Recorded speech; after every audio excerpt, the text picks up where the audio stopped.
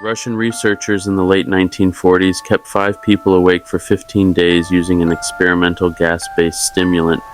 They were kept in a sealed environment to carefully monitor their oxygen intake so the gas didn't kill them, since it was toxic in high concentrations. This was before closed-circuit cameras, so they had only microphones and 5-inch thick glass porthole-sized windows into the chamber to monitor them. The chamber was stocked with books and cots to sleep on, but no bedding, as well as running water, a toilet, and enough dried food to last all 5 for over a month. The test subjects were political prisoners deemed enemies of the state during World War II. Everything was fine for the first 5 days. The subjects hardly complained, having been promised falsely that they would be freed if they submitted to the test and did not sleep for 30 days. Their conversations and activities were monitored, and it was noted that they continued to talk about increasingly traumatic incidents in their past. The general tone of their conversations took on a darker aspect after the 4-day mark. After 5 days, they started to complain about the circumstances and events that lead them to where they were, and started to demonstrate severe paranoia. They stopped talking to each other and began alternately whispering into the microphones and one-way mirrored portholes. Oddly, they all seemed to think they could win the trust of the experimenters by turning over their comrades, the other subjects in captivity, with them. At first, the researchers suspected this was an effect of the gas itself. After 9 days, the first of them started screaming. He ran the length of the chamber repeatedly, yelling at the top of his lungs for 3 hours straight, at which point he continued attempting to scream but was only able to produce occasional squeaks. The researchers postulated that he had physically torn his vocal cords. The most surprising thing about this behavior was how the other captives reacted to it, or rather, didn't react to it. They continued whispering into the microphones until the second of the captives started to scream. The 2 non-screaming captives took the books apart, smeared page after page with their own feces, and pasted them calmly over the glass portholes. The screaming promptly stopped. So did the whispering into the microphones. After 3 more days passed, the researchers checked the microphones hourly to make sure they were working, since they thought it impossible that no sound could be occurring with 5 people inside. The oxygen consumption in the chamber indicated that all 5 must still be alive. In fact, it was the amount of oxygen 5 people would consume at a very heavy level of strenuous exercise. On the morning of the 14th day, the researchers did something they said they would not do to get a reaction from the captives. They used the intercom inside the chamber, hoping to provoke any response from the people they were afraid were either dead or vegetables. They announced, "We are opening the chamber to test the microphones. Step away from the door and lie flat on the floor, or you will be shot. Compliance will earn one of you your immediate freedom." To their surprise, they heard a calm voice respond in a single phrase, "We no longer want to be freed." Debate broke out among the researchers and the military forces funding the research. Unable to provoke any more response using the intercom, it was finally decided to open the chamber at midnight on the 15th day. The chamber was flushed of the stimulant gas and filled with fresh air, and immediately voices from the microphones began to object. 3 different voices began begging, as if pleading for the life of loved ones, to turn the gas back on. The chamber was opened and soldiers were sent in to retrieve the test subjects. They began to scream louder than ever, and so did the soldiers when they saw what was inside. 4 of the 5 subjects were still alive, although no one could rightly call the state that any of them in life. The food rations past day 5 had not been so much as touched.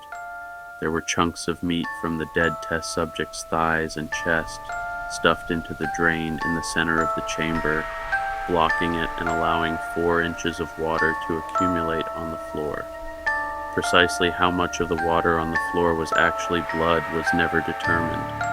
All 4 surviving test subjects also had large portions of muscle and skin torn away from their bodies.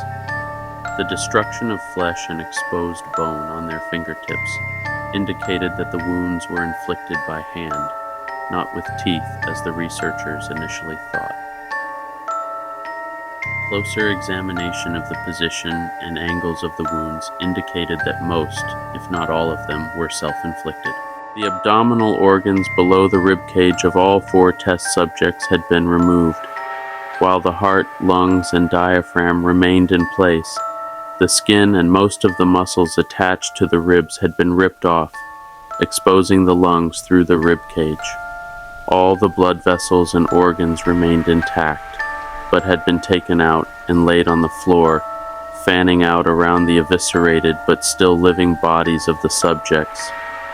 The digestive tract of all 4 could be seen to be working, digesting food. It quickly became apparent that what they were digesting was their own flesh, that they had ripped off and eaten over the course of days. Most of the soldiers were Russian special operatives at the facility, but still, many refused to return to the chamber to remove the test subjects. The subjects themselves continued to scream to be left in the chamber and begged and demanded that the gas be turned back on, lest they fall asleep. To everyone's surprise, the test subjects put up a fierce fight in the process of being removed from the chamber. One of the Russian soldiers died from having his throat ripped out, and another was gravely injured by having his testicles ripped off and an artery in his leg severed by one of the subject's teeth. Another 5 of the soldiers lost their lives, if you count the ones that committed suicide in the weeks following the incident. In the struggle, one of the 4 living subjects had his spleen ruptured and bled out almost immediately. The medical researchers attempted to sedate him, but this proved impossible. He was injected with more than 10 times the human dose of a morphine derivative and still fought like a cornered animal, breaking the ribs and arm of one doctor. His heart was seen to beat for a full 2 minutes after he had bled out, to the point there was more air in his vascular system than blood. Even after it stopped, he continued to scream and flail for another 3 minutes, struggling to attack anyone in reach and just repeating the word "more" over and over, weaker and weaker, until he finally fell silent. The surviving 3 test subjects were heavily restrained and moved to a medical facility, the 2 with intact vocal cords continuously begging for the gas, demanding to be kept awake. The most injured of the 3 was taken to the only surgical operating room that the facility had. In the process of preparing the subject to have his organs placed back within his body, it was found that he was effectively immune to the sedative they had given him to prepare him for the surgery. He fought furiously against his restraints when the anesthetic gas was brought out to put him under. He managed to tear most of the way through a 4-inch wide leather strap on one wrist, even through the weight of a 200-pound soldier holding that wrist. It took only a little more anesthetic than normal to put him under, and the instant his eyelids fluttered and closed, his heart stopped. In the autopsy of the test subject that died on the operating table, it was found that his blood had tripled the normal level of oxygen. The muscles that were still attached to his skeleton were badly torn, and he had broken 9 bones in his struggle to not be subdued. Most of them were from the force his own muscles had exerted on them. The second survivor had been the first of the group of 5 to start screaming. His vocal cords destroyed, he was unable to beg or object to surgery, and he only reacted by shaking his head violently in disapproval when the anesthetic gas was brought near him. He shook his head yes when someone suggested reluctantly that they should try the surgery without anesthetic, and did not react for the entire 6-hour procedure of replacing his abdominal organs and attempting to cover them with what remained of his skin. The surgeon presiding stated repeatedly that it should not be medically possible for the patient to still be alive. One terrified nurse assisting the surgery stated that she had seen the patient's mouth curl into a smile several times whenever his eyes met hers. When the surgery ended, the subject looked at the surgeon and began to wheeze loudly, attempting to talk while struggling. Assuming this must be something of drastic importance, the surgeon had a pen and pad fetched so the patient could write his message. It was simple: keep cutting. The other 2 test subjects were given the same surgery, both without anesthetic as well, although they had to be injected with a paralytic for the duration of the operation. The surgeon found it impossible to perform the operation while the patients laughed continuously. Once paralyzed, the subjects could only follow the attending researchers with their eyes. The paralytic cleared their system in an abnormally short period of time, and they were soon trying to escape their bonds. The moment they could speak, they were again asking for the stimulant gas. The researchers tried asking why they had injured themselves, why they had ripped out their own guts, and why they wanted to be given the gas again. Only one response was given: I must remain awake. All 3 subjects' restraints were reinforced, and they were placed back into the chamber, awaiting determination as to what should be done with them. The researchers, facing the wrath of their military benefactors for having failed the stated goals of their project, considered euthanizing the surviving subjects. The commanding officer, an ex-KGB, instead saw potential and wanted to see what would happen if they were put back on the gas. The researchers strongly objected but were overruled. In preparation for being sealed in the chamber again, the subjects were connected to an EEG monitor and had their restraints padded for long-term confinement.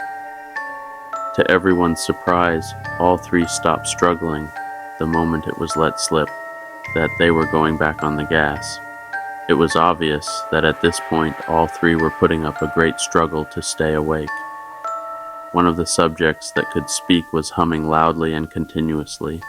The mute subject was straining his legs against the leather bonds with all his might, first left, then right, then left again for something to focus on. The remaining subject was holding his head off his pillow and blinking rapidly. Having been the first to be wired to the EEG machine, most of the researchers were monitoring his brainwaves in surprise. They were normal most of the time, but sometimes flatlined inexplicably. It looked as if he were repeatedly suffering brain death before returning to normal. As they focused on paper scrolling out of the brainwave monitor, only one nurse saw the man's eyes slip shut at the same moment his head hit the pillow. His brainwaves immediately changed to that of deep sleep, then flatlined for the last time as his heart simultaneously stopped. The only remaining subject that could speak started screaming to be sealed in now. His brainwaves showed the same flat lines as the one who had just died from falling asleep. The commander gave the order to seal the chamber with both subjects inside as well as 3 researchers. One of the named 3 immediately drew his gun and shot the commander point blank between the eyes, then turned the gun on the mute subject and blew his brains out as well. He pointed his gun at the remaining subject, still restrained to a bed as the remaining members of the medical and research team fled the room. "I won't be locked in here with these things, not with you," he screamed at the man strapped to the table. "What are you?" he demanded. "I must know." The subject smiled. "Have you forgotten so easily?" the subject asked. "We are you. We are the madness that lurks within you all. begging to be free at every moment in your deepest animal mind. We are what you hide from in your beds every night. We are what you sedate into silence and paralysis when you go to the nocturnal haven where we cannot tread. The researcher paused, then aimed at the subject's heart and fired. The EEG flatlined as the subject weakly choked out, "So, nearly free."